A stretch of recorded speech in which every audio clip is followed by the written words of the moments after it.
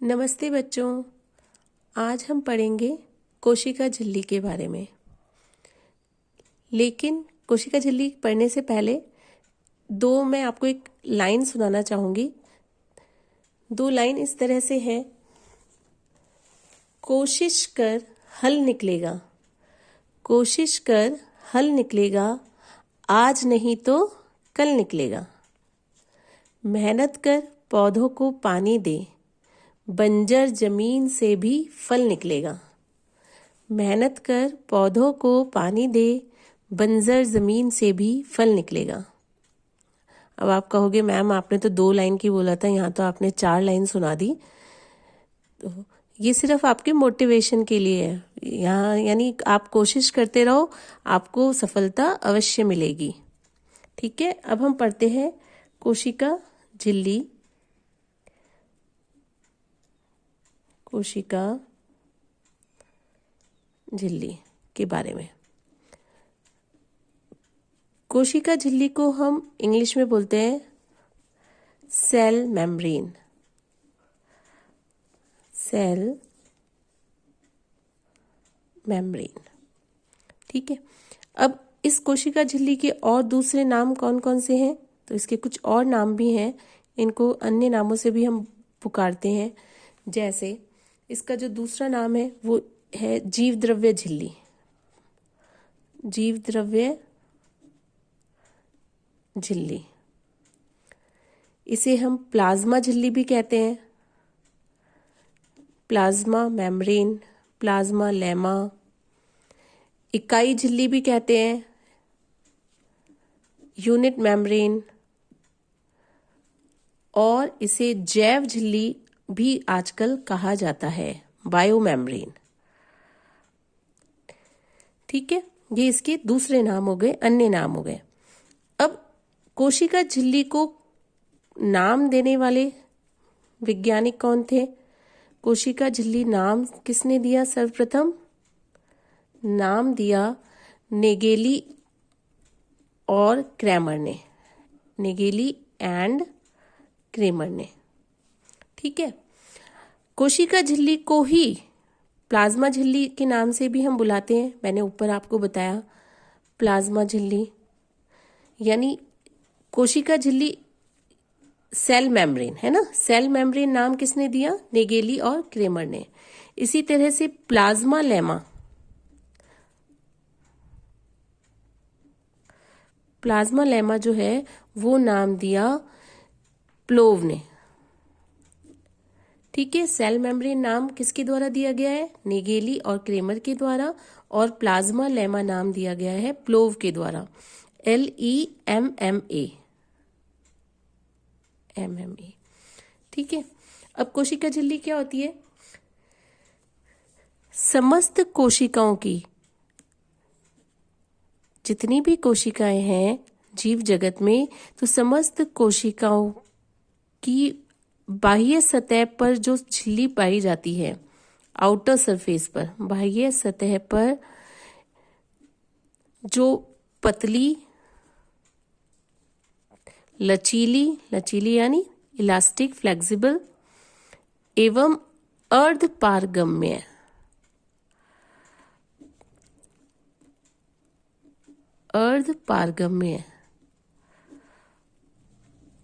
झिल्ली, इसे हम कहते हैं प्लाज्मा झिल्ली या कोशिका झिल्ली। अर्धपारगम्य झिल्ली। अब संरचना के बारे में हम बात करें। कोशिका झिल्ली की संरचना। कोशिका झिल्ली की संरचना समझने से पहले मैं आपको ये बता दूं कि कोशिका झिल्ली की संरचना को समझाने के लिए अलग अलग समय पर अलग अलग वैज्ञानिकों ने अपने अपने मॉडल, अपने अपने मत प्रस्तुत किए। लेकिन ये सारे ही मत जो हैं वो मान्य नहीं है। इनमें से कुछ मत जो है वो अधिक मान्य है और कुछ मत जो है वो बिल्कुल मान्य नहीं है। लेकिन जब हम इसकी संरचना के बारे में बात करते हैं तो संरचना के बारे में बात करने से पहले हम सारे मॉडल्स को यहाँ पर एक एक दो लाइन में डिस्क्राइब करते हैं। सबसे पहले कोशिका झिल्ली की संरचना का अध्ययन किया था ओवरटन ने। ओवरटन इन्होंने क्या बोला कि इन्होंने बताया कि जो प्लाज्मा झिल्ली है, प्लाज्मा मेम्ब्रेन है, वो लिपिड की एक पतली परत के द्वारा बनी हुई है। लिपिड की एक पतली परत के द्वारा बनी हुई है।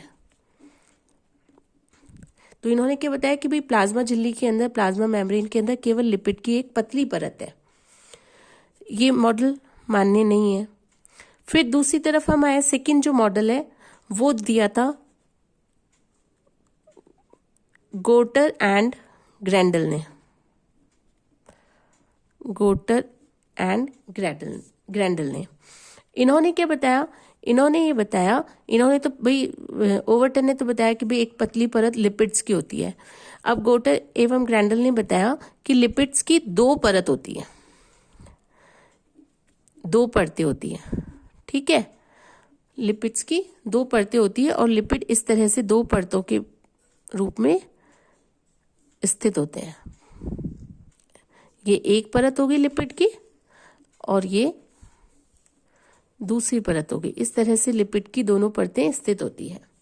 यह मत भी मान्य नहीं है। अब नेक्स्ट हम आए त्रिस्तरीय मॉडल। त्रिस्तरीय मॉडल यानी ट्राइलैमिलर मॉडल। ये बाइलैमिलर मॉडल था। बाइलैमिलर यानी दो परतों की बनी हुई है, बाइलैमिलर मॉडल। अब हम आए हैं त्रिस्तरीय मॉडल यानी ट्राइलैमिलर मॉडल पर। ट्राइलैमिलर मॉडल को हम एक अन्य नाम से भी बोलते हैं, जिसे हम बोलते हैं सैंडविच मॉडल। Sandwich model. अब ट्राइलैमिलर मॉडल किसने दिया था? ट्राइलैमिलर मॉडल दिया था डेनियल व डेवसन ने। डेनियल और डेवसन ने दिया था। इन्होंने क्या बताया, ट्राइलैमिलर मॉडल में इन्होंने ये बताया कि जो प्लाज्मा झिल्ली है वो तीन परतों की बनी है। प्लाज्मा झिल्ली तीन परतों की बनी है। इसमें तीन लेयर्स हैं, यानी जो सबसे भीतर और बाहर की तरफ है, सबसे बाह्य और सबसे आंतरिक जो लेयर है वो तो किसकी बनी है? वो तो बनी है प्रोटीन की। यानी सबसे बाह्य परत और सबसे आंतरिक परत, ये दोनों तो बने हैं प्रोटीन के। और जो मध्य परत है वो बनी है फॉस्फोलिपिड के द्वारा। फॉस्फोलिपिड का भी यहां पर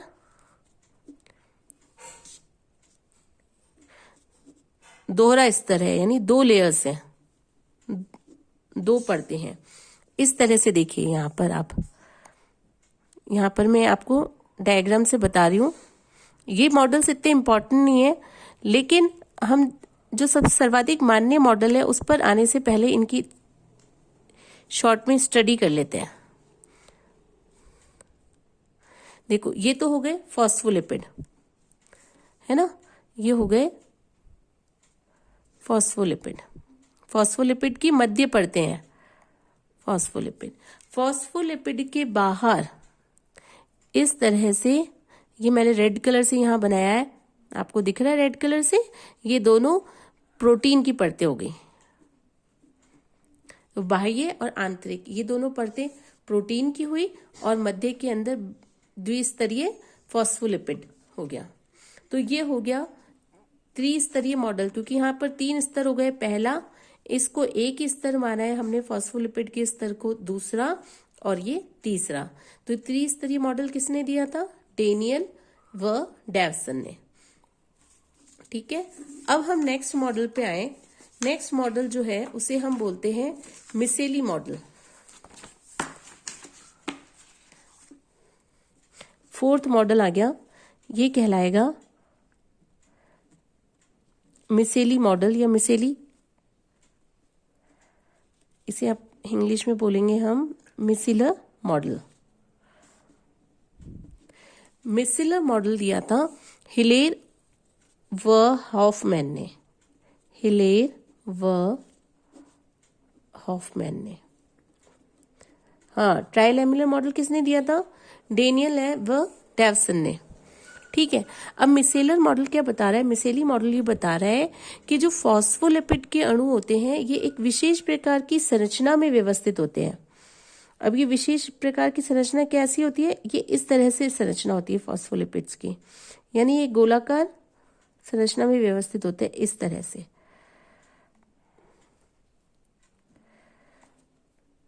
फॉस्फोलिपिड मॉडल मिसेली मॉडल क्या बता रहा है कि फॉस्फोलिपिड के अणु इस तरह से गोलाकार संरचना में व्यवस्था में व्यवस्थित होते हैं, और इन गोलाकार संरचनाओं के बाहर ये जो इकाई है इसको अपन ने बोला मिसेली।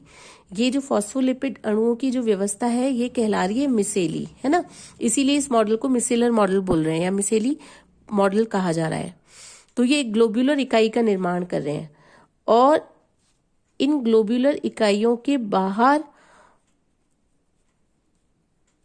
की ओर इस तरह से प्रोटीन अणु पाए जाते हैं। तो ये तो हो गए प्रोटीन, और ये क्या हो गए? फॉस्फोलिपिड। ठीक है, इसे ही अपन मिसेली बोल रहे हैं। तो ये हो गया मिसेली मॉडल। अब हम आए मिसेली मॉडल के बाद जो नेक्स्ट मॉडल है जिसे हम बोलते हैं इकाई झिल्ली मत। इकाई झिल्ली मत, या जिसे हम बोलते हैं इंग्लिश में यूनिट मेम्ब्रेन कॉन्सेप्ट। ये इकाई झिल्ली मत या यूनिट मेम्ब्रेन कॉन्सेप्ट किसने दिया था? ये दिया था रॉबर्टसन ने। किसके द्वारा दिया गया है? रॉबर्टसन के द्वारा। अब रॉबर्टसन ने क्या बताया? रॉबर्टसन ने बताया कि कोशिका के अंदर, कोशिका के भीतर जितने भी कोशिकांगक होते हैं, सेल ऑर्गेनल्स होते हैं, उन सभी की झिल्लियां और कोशिका झिल्ली जिसके बारे में हम बात कर रहे हैं, सेल मेम्ब्रेन, उन सभी की संरचना, वो सभी जो होती हैं वो संरचनात्मक और क्रियात्मक रूप से समान होती हैं। कोशिका, जितने भी कोशिकांगक होते हैं, जैसे हम बात करें ईआर, अंतःप्रद्रव्य जालिका, एंडोप्लाज्मिक रेटिक्यूलम, है ना, माइटोकॉन्ड्रिया, गोल्जी बॉडी या गोल्जी काय, और भी जो दूसरे अंगक हैं जैसे लवक है, तो इन सबको घेरे हुए जो झिल्ली होती है और जो कोशिका झिल्ली होती है, इन दोनों की संरचना में, यानी विभिन्न कोशिका अंगकों के चारों तरफ जो झिल्ली पाई जाती है और जो कोशिका झिल्ली है वो संरचनात्मक और कार्यात्मक रूप से समान होती है। संरचनात्मक व कार्यात्मक रूप से समान होती है, और इससे इन्होंने नाम दिया इकाई झिल्ली या यूनिट मेम्ब्रेन। इसे इन्होंने नाम दिया इकाई झिल्ली या यूनिट मेम्ब्रेन।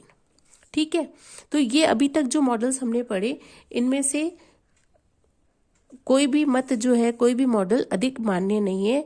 जो सबसे ज्यादा मान्य मॉडल है वो है हमारा तरल मोज़ेक मॉडल। तरल मोज़ेक मॉडल, जिसे हम बोलते हैं फ्लूइड मोज़ेक मॉडल। ठीक है, ये पांचों जो है वो मैंने आपको बहुत शॉर्ट में बताया क्योंकि ये मान्य नहीं थे। अब क्योंकि ये जो तरल मोज़ेक मॉडल है या फ्लूइड मोज़ेक मॉडल है, ये सर्वाधिक मान्य मॉडल है, तो इसके बारे में हम डिटेल स्टडी करेंगे। क्वेश्चंस भी यहीं से ज्यादा आते हैं। सर्वाधिक मान्य मॉडल है, किसने दिया था ये? सिंगर व निकोलसन। हाँ, सिंगर वो नहीं, अरिजीत सिंह, है ना, सिंगर नाम है यहाँ पर। अब यह मत क्या कहता है? ये मॉडल ये बताता है कि यहाँ पर फॉस्फोलिपिड के दोहरे स्तर के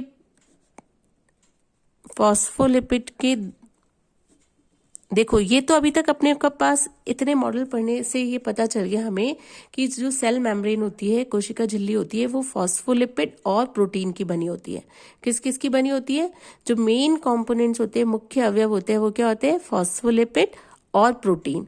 अब ये तरल मोज़ेक मॉडल ये बता रहा है कि जो फॉस्फोलिपिड के दोहरे स्तर में प्रोटीन मोज़ेक के रूप में व्यवस्थित रहते हैं। फॉस्फोलिपिड के दोहरे स्तर में प्रोटीन किस तरह से व्यवस्थित रहते हैं? मोज़ेक के रूप में। अब ये मोज़ेक क्या है? मोज़ेक मतलब होता है चकत्ते। मोज़ेक, अमेरिकन काऊ देखिए आपने, अमेरिकन काऊ में क्या होते हैं? चकत्ते होते हैं बीच बीच में। मोज़ेक टाइल्स देखी होंगी, बीच बीच में चकत्ते होते हैं, बीच बीच में डॉट्स होते हैं। तो इस तरह से ये तरल मोज़ेक का मतलब यहाँ पर ये है कि जो फॉस्फोलिपिड के दोहरे स्तर हैं, फॉस्फोलिपिड की जो 2 लेयर्स हैं, उसमें बीच बीच में प्रोटीन्स मोज़ेक के फॉर्म में पाए जाते हैं।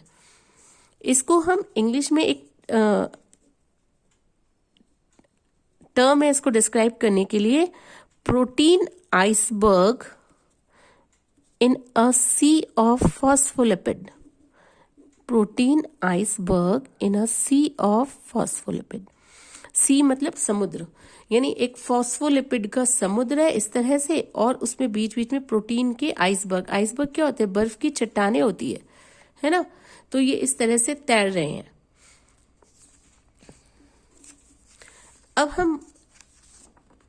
अब हमने 2 चीजें यहाँ पे पढ़ी कि भाई इसमें 2 चीजें पाई जाती है, एक तो फॉस्फोलिपिड और प्रोटीन। अब पहले फॉस्फोलिपिड के बारे में थोड़ी सी स्टडी करते हैं कि फॉस्फोलिपिड किस तरह से पाए जाते हैं और प्रोटीन किस तरह से पाए जाते हैं। फॉस्फोलिपिड जो कोशिका झिल्ली का मुख्य अवयव होता है, यानी अगर हम प्रोटीन और फॉस्फोलिपिड दोनों के बारे में बात करें तो मुख्यतः फॉस्फोलिपिड यहाँ पर पाए जाते हैं, और ये कोशिका झिल्ली को तरलता प्रदान करते हैं। क्योंकि हमने नाम दिया तरल मोज़ेक मॉडल, तो तरलता जो होती है वो फॉस्फोलिपिड की वजह से पाई जाती है। अब प्रत्येक जो फॉस्फोलिपिड अणु है उसमें प्रत्येक अणु में 2 सिरे होते हैं। प्रत्येक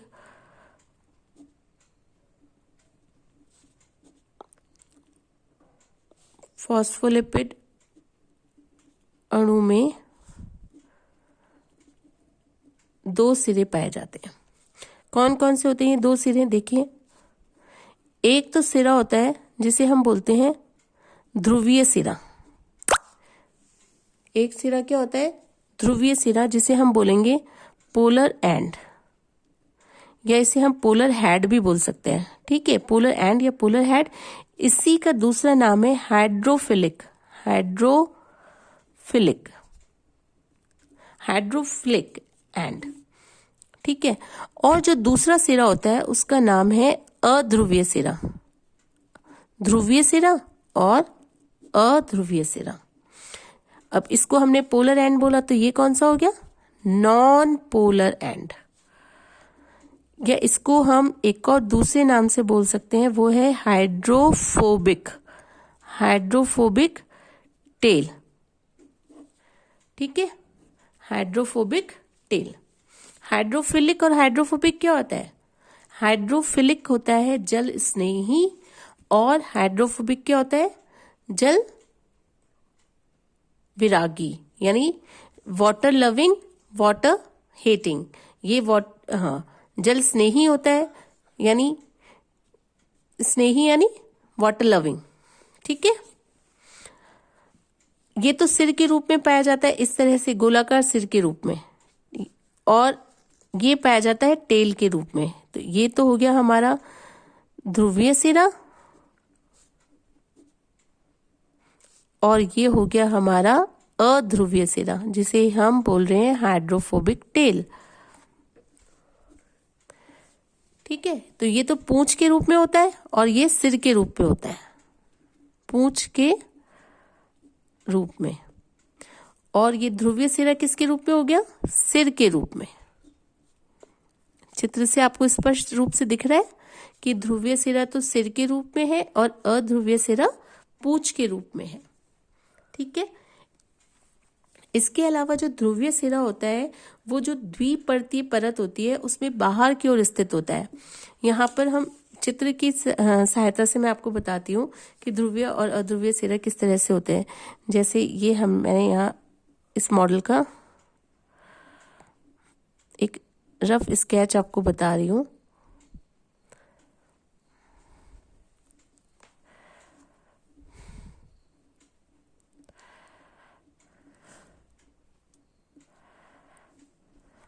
देखो ये तो हमने बनाई फॉस्फोलिपिड की बाइलेयर्स, ठीक है।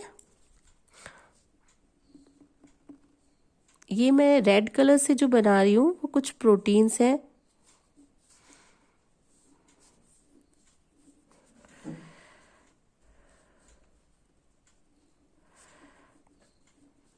अभी प्रोटीन के बारे में भी बताते हैं आपको।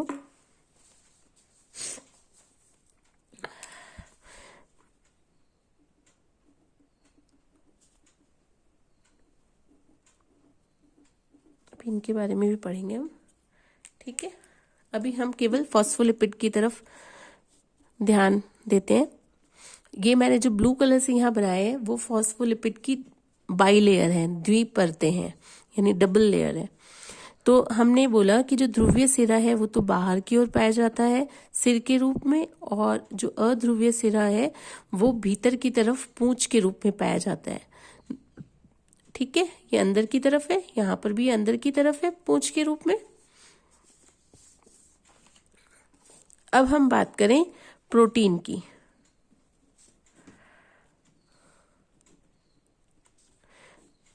जब हम प्रोटीन पर आते हैं तो प्रोटीन भी यहाँ पर दो प्रकार के प्रोटीन होते हैं।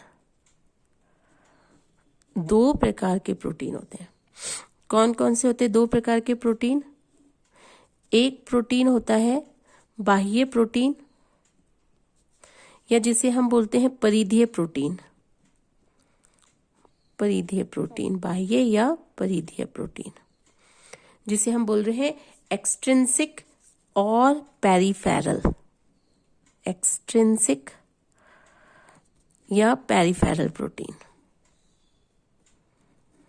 और दूसरी तरफ जो प्रोटीन है उसे हम बोलते हैं आंतर प्रोटीन या समाकल प्रोटीन।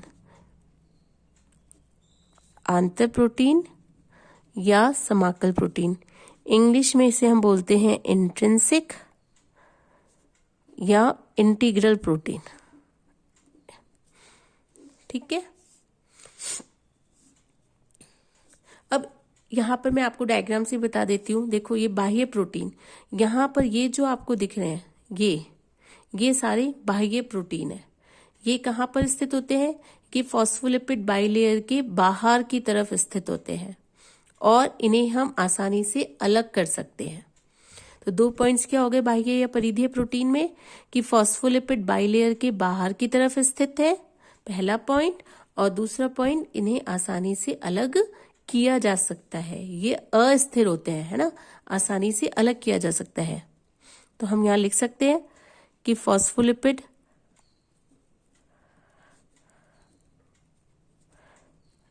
लेयर के बाहर की ओर स्थित होते हैं,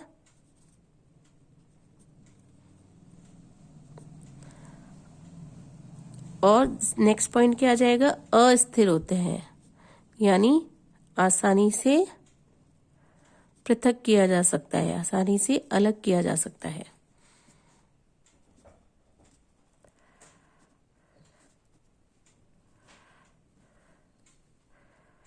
ठीक है।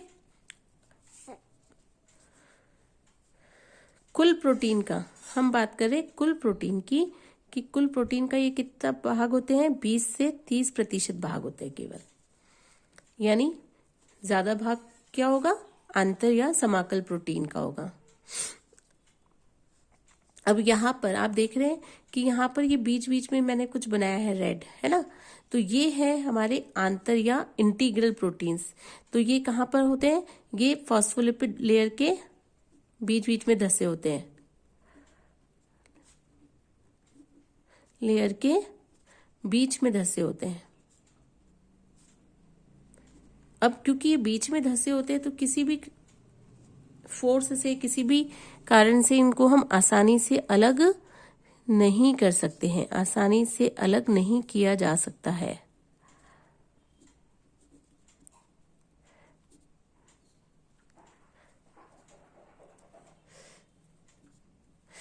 कुल प्रोटीन का कितना भाग होते हैं ये होते हैं 70%, 70% भाग होते हैं ये। ठीक है। अब आंतर प्रोटीन भी देखो यहाँ पर दो तरह के हैं। कुछ प्रोटीन्स तो हैं वो पूरी तरह से आर से पार धसे हुए हैं, यानी एक सिरे से दूसरे सिरे पर धसे हुए हैं, है ना। और कुछ जो है वो आंशिक रूप से धसे हुए हैं। ये भी दो तरह के हैं, पूर्ण रूप से धसे हुए, पूर्ण रूप से धसे हुए, और एक है आंशिक रूप से धसे हुए।